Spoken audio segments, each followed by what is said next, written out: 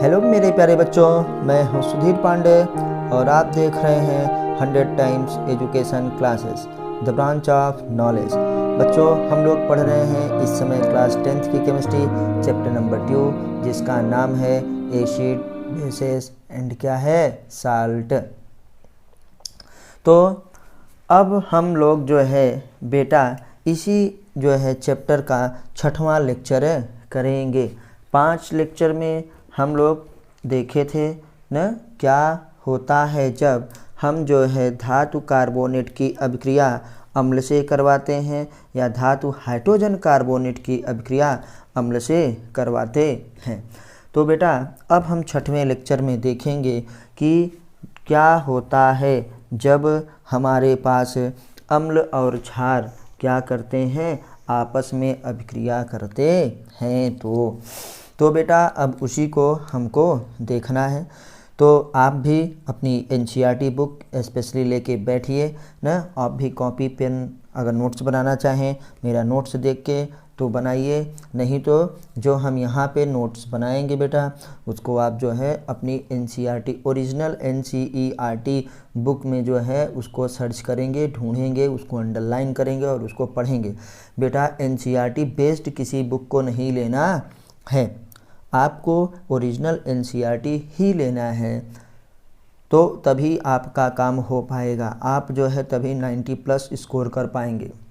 11th 12th में जब आप उसको अच्छे से और पढ़ लेंगे तो आप जो है नीट, अगर आप बायो लेते हैं, अगर आप मैथ लेते हैं तो जेईई मेंस और एडवांस को क्रैक कर पाएंगे। तो अभी से आदत डालिए कि सिर्फ और सिर्फ एनसीईआरटी पढ़िए और एनसीईआरटी बेस्ड लेने की ज़रूरत नहीं है। तो बच्चों मैं कॉपी पेपर मूड में इस समय बना रहा हूँ पेपर, क्योंकि टाइम कम लगे, आपका सिलेबस ज़्यादा से ज़्यादा हो और सिर्फ क्या हो, स्पेशली आपके एग्ज़ाम्स की ही बात की जाए। क्योंकि सीधे बोर्ड पे बनाने से कैमरे की तरफ तो आपका ध्यान टीचर की बातों पे जाता है, टीचर की स्टाइल पे जाता है, अगल बगल की चीज़ों पे जाता है, तो वो टाइम टेकिंग हो जाता है। तो टाइम को बचाने के लिए आपका ध्यान सिर्फ और सिर्फ क्या है, आपके लक्ष्य पे होना चाहिए, अर्जुन की तरह कि सिर्फ आँख दिखे, पूरा पेड़ पत्ती पौधे और पूरी बॉडी देखने की ज़रूरत नहीं है। आइए अब टाइम कम लगे इसलिए जल्दी से स्टार्ट करते हैं। अभी मैंने आपसे पूछा ना, आपसे एनसीईआरटी आपकी पूछती है कि क्या होता है जब हम अम्ल एवं क्षारक की अभिक्रिया करवाते हैं या अम्ल व क्षारक परस्पर कैसे अभिक्रिया करते हैं। तो आइए उसी को देखते हैं। प्लीज़ आपसे रिक्वेस्ट है कि चैनल को सब्सक्राइब ज़रूर करिए, वीडियो को लाइक करिए, अपने दोस्तों के साथ शेयर करिए, चैनल को ज़्यादा से ज़्यादा सब्सक्राइब करवाइए। आप ही हमारा है एक जो है जो आप हमको सपोर्ट कर सकते हैं। बेटा अम्ल एवं क्षारक परस्पर कैसे अभिक्रिया करते हैं।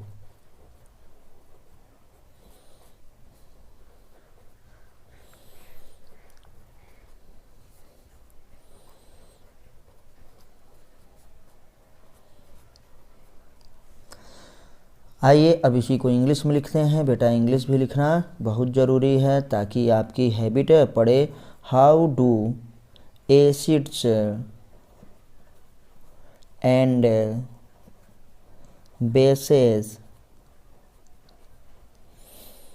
react with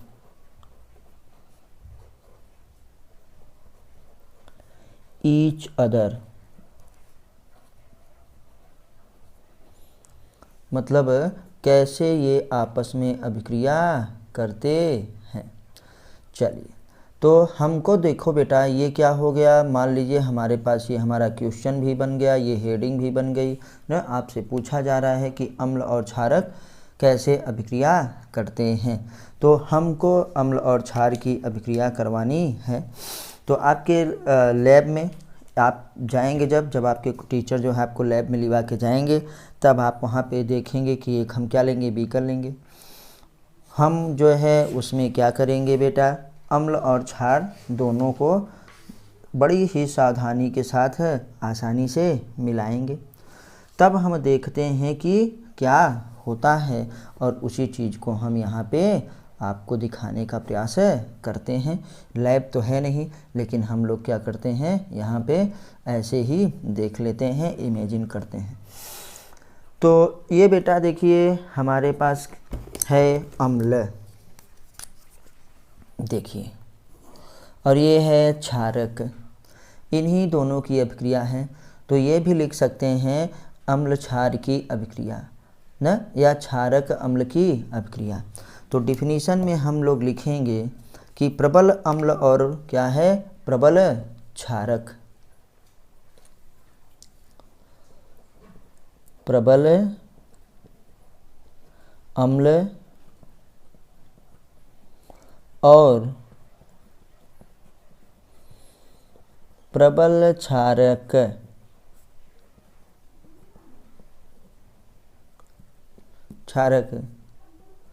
की आपस में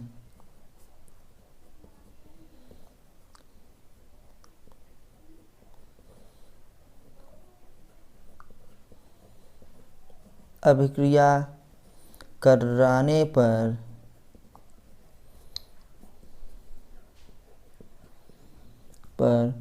लवण व जल प्राप्त होता है। लवण व जल प्राप्त होता है। क्या होगा बेटा, जब हम स्ट्रॉन्ग एसिड एंड क्या है स्ट्रॉन्ग बेसिस की आपस में अभिक्रिया करवाएंगे तो हमको साल्ट एंड वाटर क्या होगा, प्राप्त होगा। अब इसी को हमने जो परिभाषा लिखी है ना, पूरा शब्दों में बताया है। तो पहले ही चैप्टर में सीखते थे कि जो चीज़ों को हमने शब्दों में बताया है उसे शब्द समीकरण के रूप में लिखेंगे। तो आओ शब्द समीकरण के रूप में इसको हम लिख देते हैं। तो अब हम मान लिए हैं क्या है, प्रबल अम्ल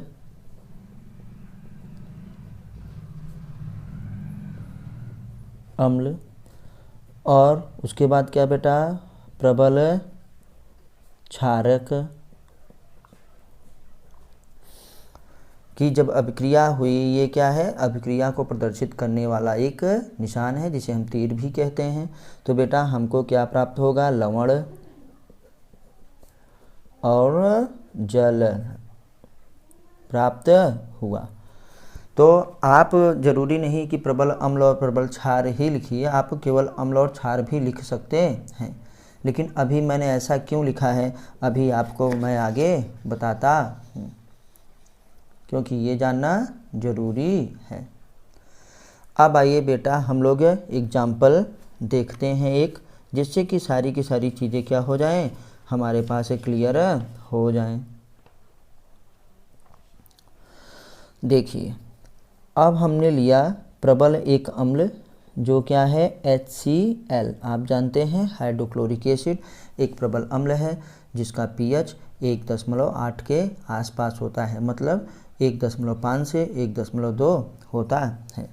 तो ये हमारे पास भी एक्वस है, एक्वस मतलब जलीय विलयन होता है, तो HCl है। और इसकी अभिक्रिया हमने प्रबल क्षारक किससे करवा दी, NaOH से, और ये भी हमारे पास एक्वस विलयन है। तो हम लोगों ने जब इसकी अभिक्रिया करवाई तो देखो बेटा क्या होगा, ये Cl क्या है, सोडियम के साथ अभिक्रिया किया, मतलब दोनों की आपस में अभिक्रिया हुई, तो ये और ये तत्व कंबाइंड होकर के क्या बना लिए महाराज, NaCl, क्या बना लिए, NaCl। और प्लस में हमारे पास क्या हुआ, देखो H एक यहाँ एक H यहाँ, 2H बेटा, तो हो गया H2 और ये ऑक्सीजन इसका बचा है तो क्या बन गया, जल। तो आपको अभिक्रिया जो है याद करने की ज़रूरत नहीं पड़ेगी, यदि आप मेरे तरीके से क्या है ये देखते रहेंगे कि क्या है, कौन सा तत्व निकलता है, कौन सा तत्व किससे जुड़ता है ना, तो आप उत्पाद बनाना सीख जाएंगे और आपको अभिक्रिया भली भांति याद रहेगी, तब मतलब देख के उसको कर देंगे। तो बेटा हम लोग अभिक्रिया लिखें, इसके बाद चेक करते हैं कि दोनों तरफ तत्वों की संख्या समान है कि नहीं। तो आइए देखते हैं। सोडियम उत्पाद की तरफ 1 है, तो देखो अभिकारक की तरफ भी 1 है। हाइड्रोजन क्या है यहाँ, क्लोरीन बेटा, तो क्लोरीन यहाँ भी देखो 1 है। हाइड्रोजन जो है प्रोडक्ट की तरफ 2 है ना, एक हाइड्रोजन यहाँ, एक हाइड्रोजन यहाँ, रिएक्टेंट की तरफ भी 2 है।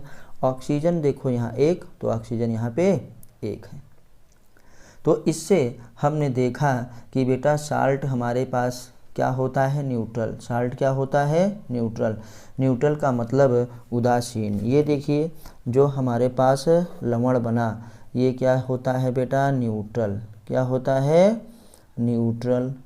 और जल भी हमारे पास सामान्यतः क्या, उसका भी pH 7 है, तो क्या हुआ, ये भी न्यूट्रल। तो बेटा प्रोडक्ट क्या हो गया, न्यूट्रल। तो अभी ये क्या था, प्रबल अम्ल, मतलब ये एसिडिक था, ये क्या था हमारे पास, बेसिक था ना। लेकिन जब इन दोनों ने जो है आपस में रिएक्शन किया तो हमको प्रोडक्ट जो मिले वो क्या है, न्यूट्रल मिले हैं। तो हम लोग क्या है ये जान गए कि इसे हम क्या कहते हैं, उदासीनीकरण अभिक्रिया भी कहते हैं। तो बेटा याद रखिएगा, इस प्रकार की अभिक्रिया को, इस प्रकार की अभिक्रिया को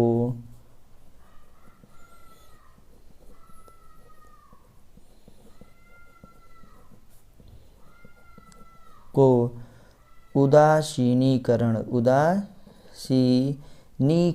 अभिक्रिया कहते हैं। उदासीनीकरण को बेटा हम लोग लिखेंगे न्यूट्रलाइजेशन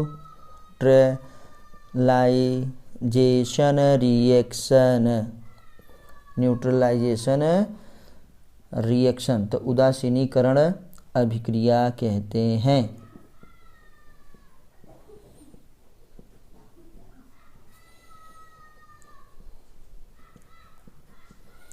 चलो बच्चों, तो हम लोगों को ये एक बात तो क्लियर हो गई। तो आपको ये भी वो कह देंगे कि बताइए, क्वेश्चन ही बना देंगे बेटा इसको। ये क्या हो जाएगा, क्वेश्चन ही हो जाएगा कि न्यूट्रलाइजेशन रिएक्शन किसे कहते हैं ना, या उदासीनीकरण अभिक्रिया का एग्जाम्पल लिखिए।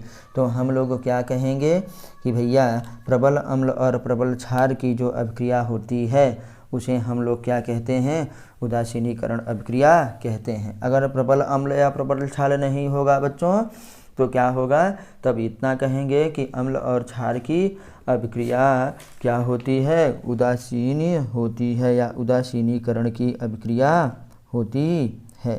तो चलिए, अच्छा एक बात और आप याद रखिएगा, इसी पे हम थोड़ा सा आगे आपको याद करवाना चाहेंगे कि बेटा जो हमारे पास अम्ल है या जो हमारे पास क्षार है, आप जानते हैं वो सब क्या होता है, विलयन के रूप में होते हैं। वो सॉलिड नहीं होते, एक्वस होते हैं। क्या होते हैं, जलीय होते हैं। तो 2 पॉइंट आप और अच्छे से याद रखिएगा। यहाँ पे मैं स्पेशली लिख रहा हूँ कि अगर जो हमारे पास अम्ल है, अगर अम्ल हमारे पास जो है कह रहे हैं वो प्रबल है और जो क्षार है वो दुर्बल है, तो क्या होगा, या जो क्षार है वो प्रबल है और अम्ल दुर्बल है तो क्या होगा। तो बेटा आइए हम लोग इसको भी देख लेते हैं, और ये हमारे लिए बहुत ही आवश्यक है। तो याद रखिएगा कि प्रबल अम्ल, तो प्रबल अम्ल है तो हम इसको रेड से दिखा रहे हैं कि बेटा प्रबल अम्ल है। और इसकी अभिक्रिया किससे हो रही है, बस हेडिंग डाल के इसको नहीं लिखना है, ऐसे नोट्स में याद रखिएगा ना। प्रबल अम्ल है, अब प्रबल अम्ल की अभिक्रिया किससे करवानी है बेटा, दुर्बल क्षार से। दुर्बल, अब आप क्षार लिखिए चाहे क्षारक लिख सकते हैं, दुर्बल क्षारक से। तब जो विलयन हमको प्राप्त होगा, जो विलयन हमको प्राप्त होगा बेटा, वो विलयन कैसा होगा, अम्लीय विलयन प्राप्त होगा। क्या होगा, अम्लीय, क्योंकि प्रबल का प्रभाव ज़्यादा रहेगा, अम्लीय विलयन प्राप्त होगा। तो विलयन जो बनेगा बेटा फिर से कैसे बनेगा, अम्लीय बनेगा। ठीक, आइए अब इस वाले में हम लोग देखते हैं जब दूसरा बात हुई। इस बार जो है प्रबल अम्ल था, दुर्बल क्षारक था। तो इस बार मैं ऐसे कर दे रहा हूँ ना कि हमारे पास क्या है, प्रबल क्या है बेटा, क्षारक। तो क्षार को ब्लू से ना, और अम्ल को किससे दिखा रहे हैं, रेड से होता है प्रबल क्षारक और बेटा दुर्बल अम्ल।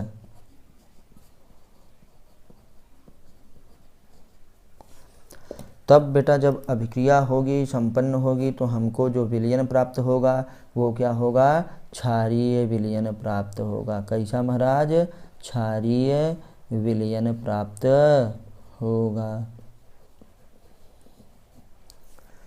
आपने इसको देखा। और बच्चों हमको आप जो है कमेंट के माध्यम से ज़रूर बताइए कि आपको ये हमारा नोट्स जो है कैसा लग रहा है, ये तरीका कैसा लग रहा है ना। आपको सिर्फ़ और सिर्फ यही देखना है, सिर्फ आपको पॉइंट्स देखने, सिर्फ आपको अपना सिलेबस देखना है, इसलिए इसी पे जो है फोकस करिए।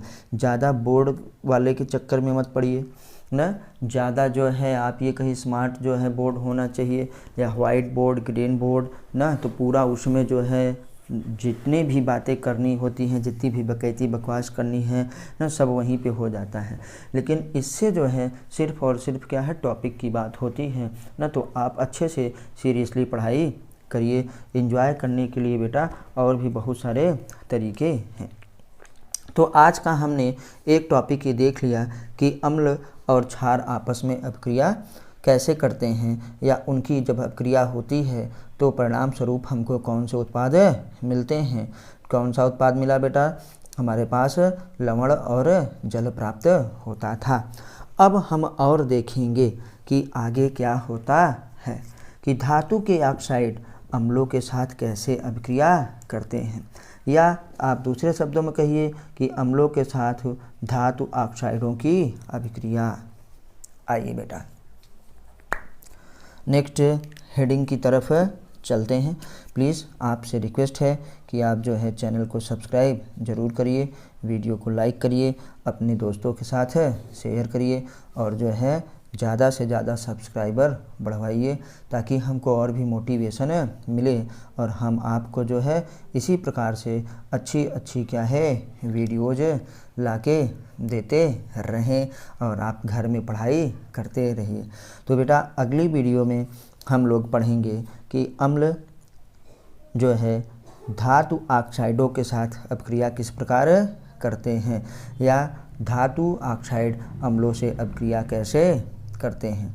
और उसी में हम लोग ये भी पढ़ लेंगे कि बेटा अधातुओं के ऑक्साइड क्षारकों से कैसे अपक्रिया करते हैं। मैं हूँ सुधीर पांडे, आप देख रहे हैं 100 टाइम्स एजुकेशन।